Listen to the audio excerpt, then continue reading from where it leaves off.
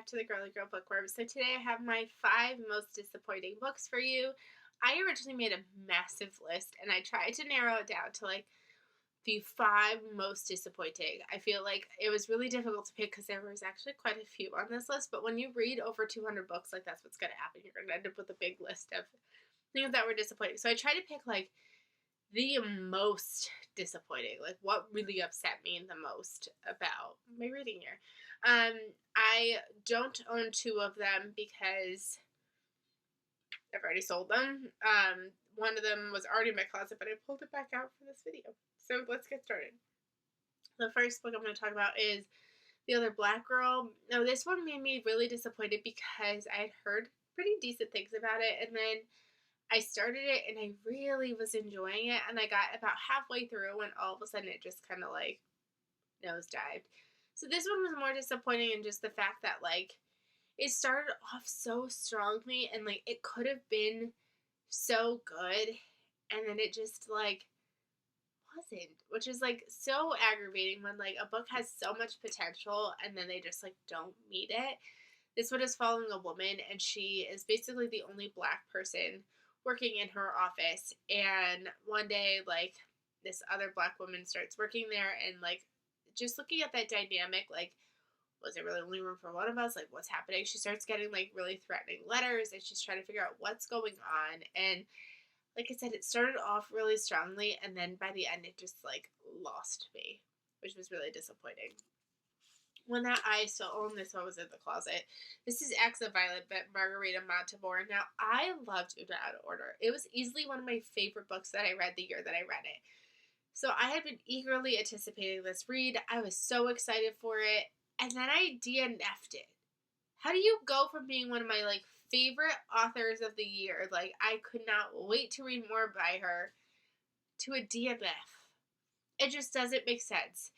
I think one day if I could find this on audio, I may try it again, but like I was so disappointed. This is following a woman who was a magician and she like goes missing, and now it's been like 10 years later and like all these podcasts and articles are looking at her disappearance and like did she disappear on purpose? Is she missing? Did someone kidnap her mid-show? Like what happened?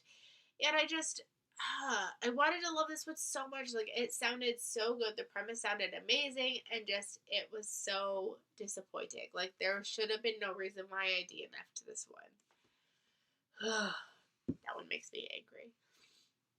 We've got One Italian Summer by Rebecca Searle.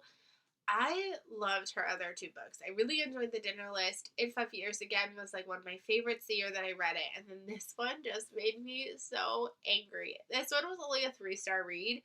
But when you go from knowing that something is your favorite to suddenly like not enjoying them, it's so difficult. I feel like that's like going to be like the common thread. That's going to be my next reason too for my next book. But like this one like had such a great premise and it just got so messed up, and like the mother-daughter relationship in this was just so toxic and yucky, and I don't know if it's because I know what I'm going through in my own life, in my own situation, and like that had any impact, but like this is so pretty, and I expected so much more from this than I got, and I was so bummed that I didn't like this one. And another one to go with like favorite authors who like just gave disappointing reads was Such a Quiet Place by Megan Miranda. Like I really thought like this was going to be my new favorite Megan Miranda. It just wasn't. And what was really sad is not only did I not like this one, but I didn't like her newest release after that either. So like Megan Miranda as a whole was just really disappointing for me this year because I typically really, really enjoy her books. And this one and her newest one I gave like 3 stars. I'm hoping that she'll turn around. I have her newest one pre-ordered. But this one and that last one just, yikes, didn't do it for me. And then the last one I don't own, I've already gotten rid of it, is Lessons in Chemistry. This was one that like I was like so hyped up for. I still gave it 4 stars. Like it was still like a good read. But like the hype that I saw going around this book, the obsession I saw going around with this book, it was not the hype and it was not the obsession. And like I went into this like really having like an image of like what I thought this book was going to be like, and then it wasn't. It was super slow, and like I just, again, I get it. I loved the idea of it, but it didn't do it for me. And that was just extremely disappointing. Like, I want to be on the hype train with that one. Like, everybody's on the hype train for it. I want to be on the hype train for it. But it was just super disappointing for me because I was not on the hype train for it. So, not necessarily the worst books I read this year, but just the ones that I found to be rather disappointing.